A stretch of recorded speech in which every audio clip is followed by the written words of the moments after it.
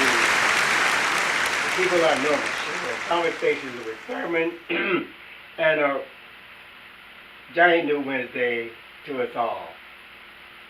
How are everybody doing today?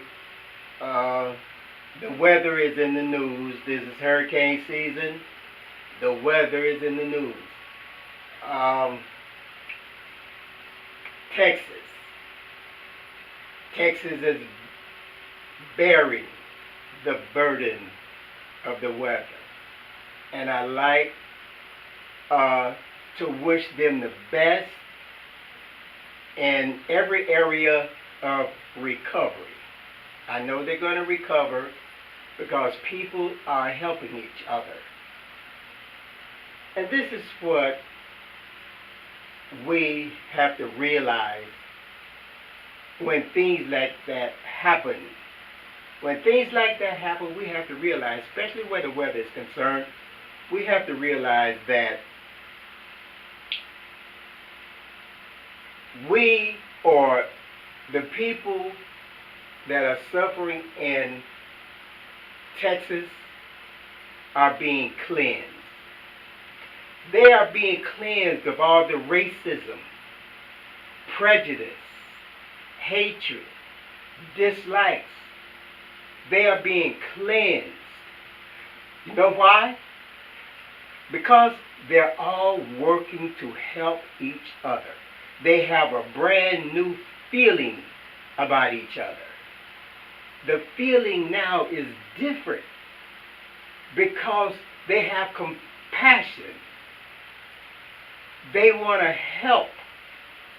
The feeling is deep, not a shallow feeling, but a deep feeling. A deep feeling of cleanliness, where they become friends and a human family helping each other. That is what it is all about. Now, forget about the interference, my phone over there is everything. Anybody got no reason calling me. But anyway, that's what it's about. It's about being cleansed and helping each other. So now that these things are happening to you, think about what I'm saying. Think about when someone is in need. Think about what is the process, what goes on when people are in need. How should you feel about someone when someone is in need? Well, this is what it's all about. And I wish the best for those people. And I know that Texas is going to benefit from this. I know that they're going to realize and understand what is actually happening. It's not about them as individuals, it's them as collective people together. Not hating each other, not jealousy or prejudice, but concerned about each other's welfare, concerned about each other's health, those type of things.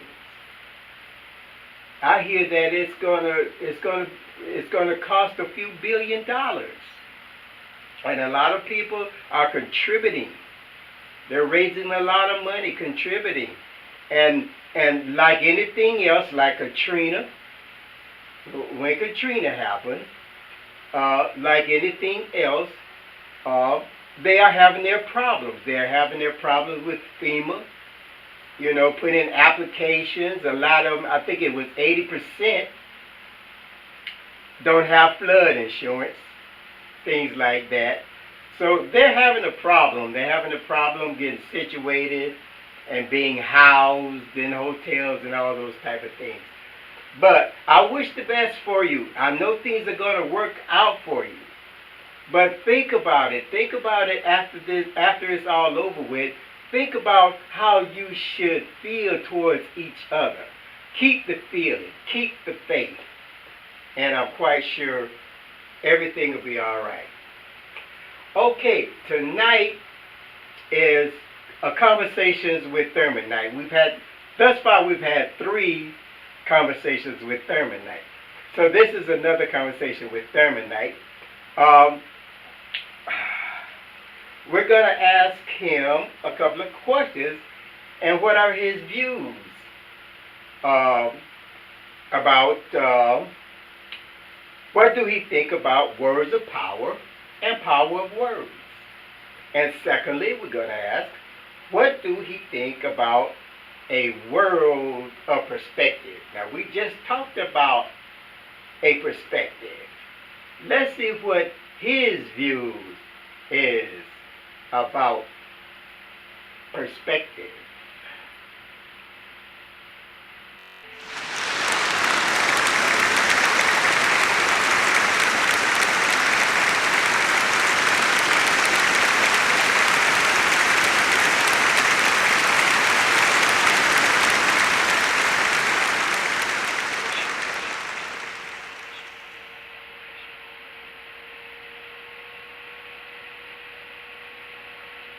Well, hello everyone.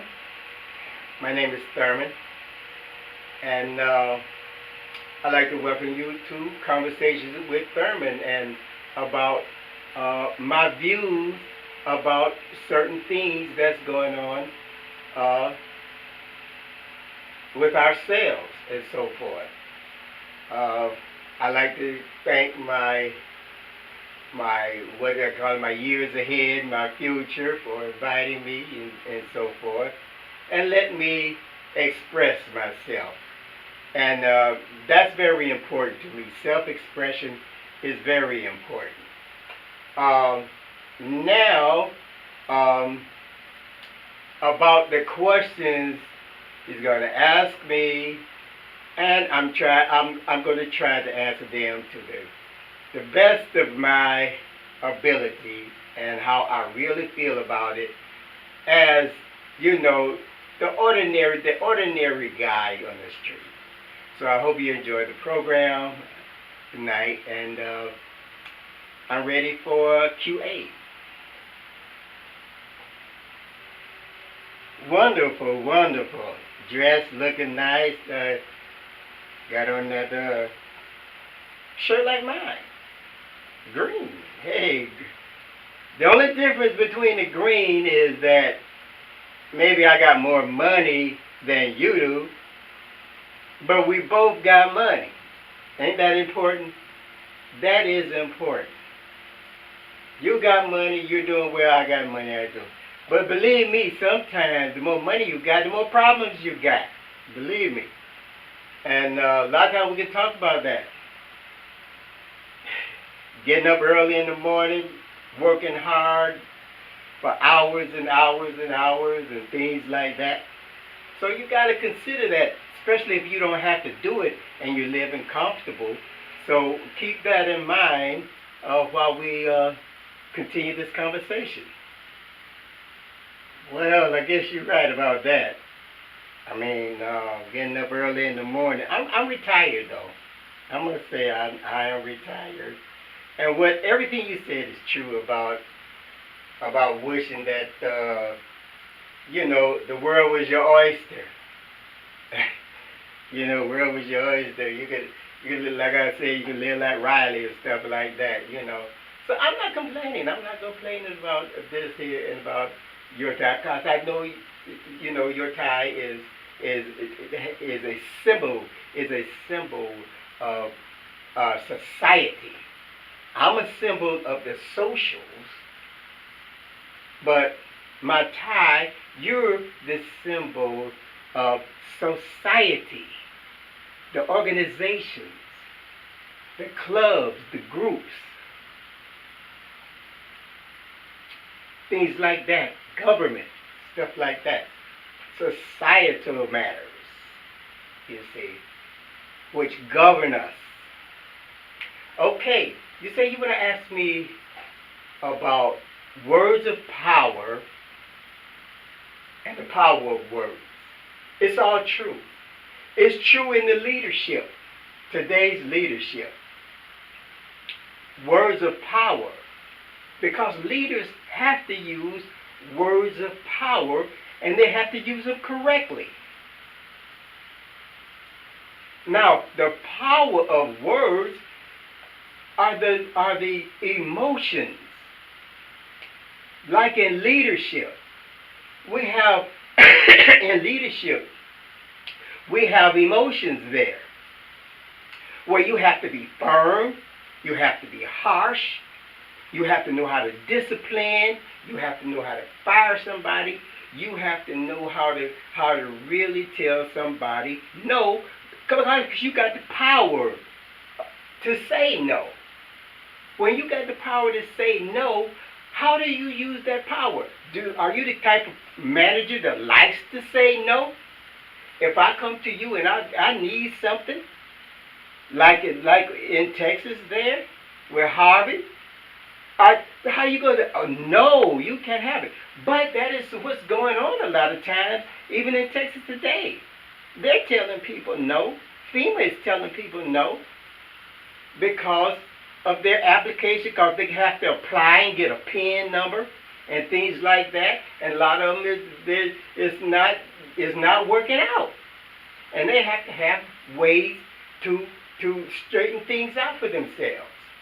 You see? So, the power to say no, also presents to us, if we wish, the power to say yes. The power to say yes, even though times are bad. So, these are the things that we are trying to deal with, learning how to deal with between the socials like me and society. You see, feelings and emotions. We have emotions in words. If you say power of words, in other words, you are saying the emotions in words. The emotions of anger, the emotions of pressure, the emotions of fear. All those things are really the power of words, and we experience. And when we escalate, that escalates feelings. Those emotions escalate feelings. And it goes on like from one person to another person. Because if you're feeling that emotion, if you're feeling emotions of fear, if you're feeling emotions of anger or hatred or prejudice and all those type of things that is supposed to be the power of the thing, then if you are feeling those emotions are spreading to others.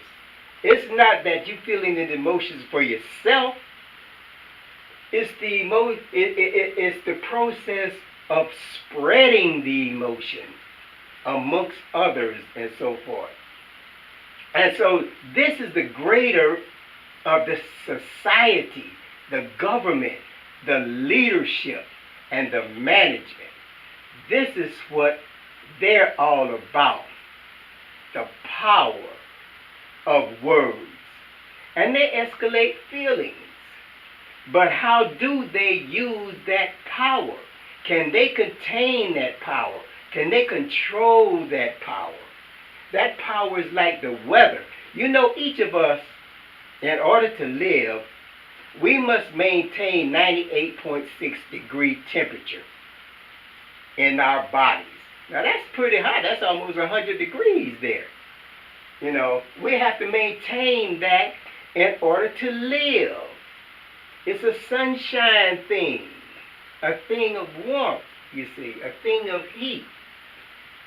And this heat is that's the power of the thing. And that same power exists in words of power.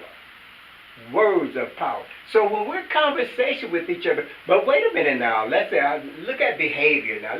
Let's be about quality. Let's be about behavior, quality. You don't have to, just because you got the power, the power to be angry, or the power to hate, or the power of prejudice, You don't have to. You don't have to do it. You don't have to be there. Nobody says that you have to, because you can control it. You know, if you wish to, you say, I prefer to control it, maintain, and be a better person. You see, but some people, especially in leadership, says no, that don't get it. It's all about management, managing people, management of all kinds of people, different kind of people, things like that. You see, you got it. It's all about that. See, now, uh, power of words. Like I said before, you really don't have to. You don't really don't have to allow the emotions of words to escalate your feelings towards others in a bad way. Whoa, yeah. Um, you're right. You are perfectly right. I'll tell anybody that. I tell what he said is on the money. You ever heard, but just doing this, you ever heard heads I win, tails you lose? you know, that's words of power. That means that we're together, through thick and thin. I'm gonna help me especially. You know, social society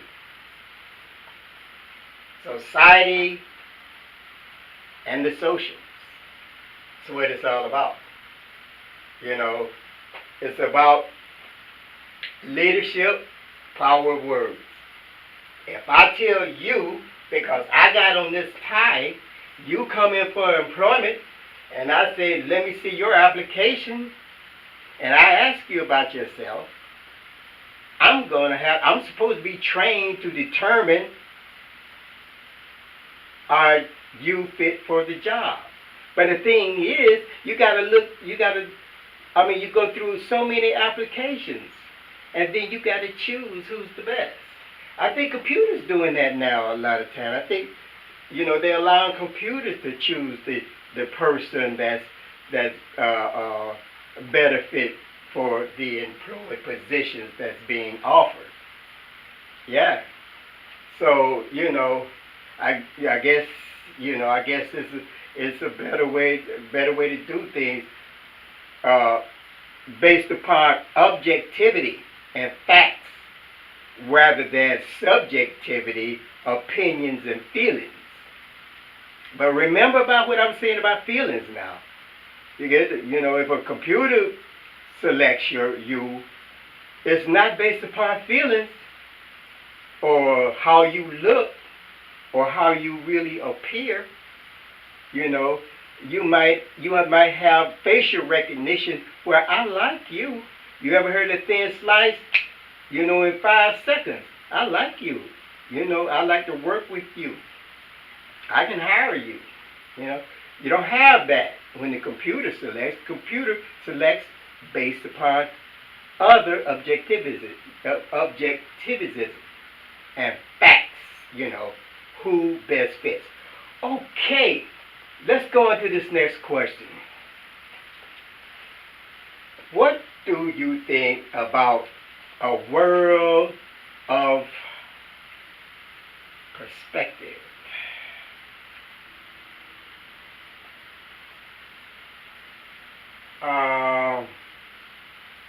Good question.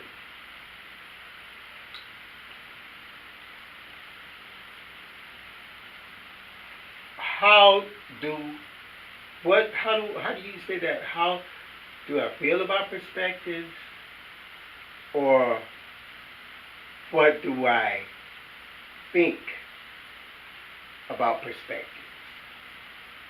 Okay, what do I think? What do I think about? What do I think about perspective? Perspectives. What do I realize about me? That's my first perspective. What do I realize about me? I realize that my parents raised me right, and when I say my parents raised me right, I'm a moral person. I'm a gentleman. I got good manners. I don't like to hurt others' feelings. I don't like others to hurt my feelings. I like to be happy. I like to enjoy life. I like girls, women, or what have you. And I don't like to argue. I really don't like to argue. I don't like to use curse words, things like that. So that's my perspective, which determines what my character is. I focus on in which direction my life is going and how can I improve my life, and at the same time improve or be a good influence on the lives of others. And that's what like I'm saying, what is determining what I do? Is all. And in perspective, is it my instincts to survive, or is it coupled with intuitiveness? Where do these thoughts come from? Where do one mind tell me one thing and another mind tell me another thing? And then I have to make the decision what to do. What is the basis of that intuitive process? Is it the public spirit? Is it physics? Is it the way the biological world functions? Is it the years ahead or the future? I would say it's all of that. It comes from all of that. Because it's about what we are. It's about the world. It defines what we are. The world defines what life is in many various degrees. That's what I realized about me. That's the first perspective. The second perspective, what do I realize about the world? I realize about the world that the world is evident. The world is evident and needs respect. We all have to respect the evidence of the world. The first evidence is the military. We have to respect the function of the military. Because if you didn't have a military, what would happen? That's a money issue. No soldiers, no money income from the soldiering, jobs. I mean, you know what the military budget is? Well, you know why? People are getting paid. People are getting paid. That's perspective. It is evident, and we have to respect that to a certain extent, but we don't want it to get out of control. Like now, everybody's talking about, oh, it's going to get out of control, everything is happening. We have to respect each other's powers of existence, powers of survival.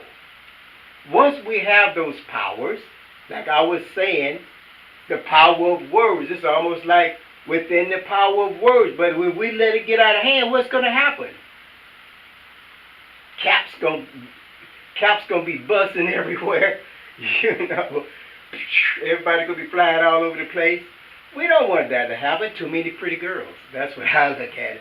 I mean, it's too many fine honeys out there to be going through all that. That's the way I feel about it, But I don't know about nobody else. But that's what we have to do. We have to put, that is what perspective is. Perspective is, you got to put everything in its proper place, the way it's supposed to be. You see, every organization is organized as a perspective in our social society. to do a certain function, to do a certain thing, you see. And each of those we will have to respect. But a lot of times, in that respect, see, respect can be different. A lot of times you see people demonstrating and they doing this and they doing that because they want change. Okay, that's respect. That's a respect in another way. On the other side of the coin, that's respect also. But you still got to respect those people for the organizations for being willing to develop, willing to accept change if it's not too much of a change, if the change is better for the greater part of society. Then it's a good thing. So keeping things in perspective is essential, and respecting those perspectives and the way they function is of a greater essentiality.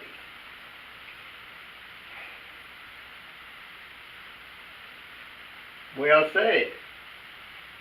Yeah. Again, I agree with you. Conversations with Thurman. His point of view. The way he sees things. I hope you enjoyed our program, Conversations with Thurman. And we're sure to come back with more conversation that I'm sure that you're going to, food for thought. This is what this is all about. Food for thought. Something you can put in your pocket. Exchange with others. Others' points of view also, in order to make his point of view a greater point of view. Okay, one more thing I'd like to say to Miss Neha, the peer. Hi, Neha. How you doing? No Filter Neha, I heard, is the second season. I think the second season of the podcast or the radio show. I think is on its way to a third season, from what I hear. Oh, but I enjoyed it. I really enjoyed it. I enjoyed everybody on it, especially the Sakshi. What's the name? Sakshi. She said she said something about the way she was taking a bite of food or something. I mean, that was hilarious. I mean, they really express how they feel.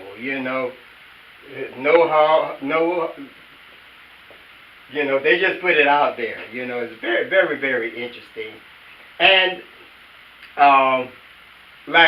and remember, December 1st, Tumhari Sulu, the film coming out, is about what we've been talking about tonight. When you're trying to find yourself, you're trying to find out who you are. You're trying to discover the world and who you are, and where you fit in the world. Things like that. So now I gotta go. This is Thurman saying so long until next time, and be careful, behave yourself, don't get in trouble.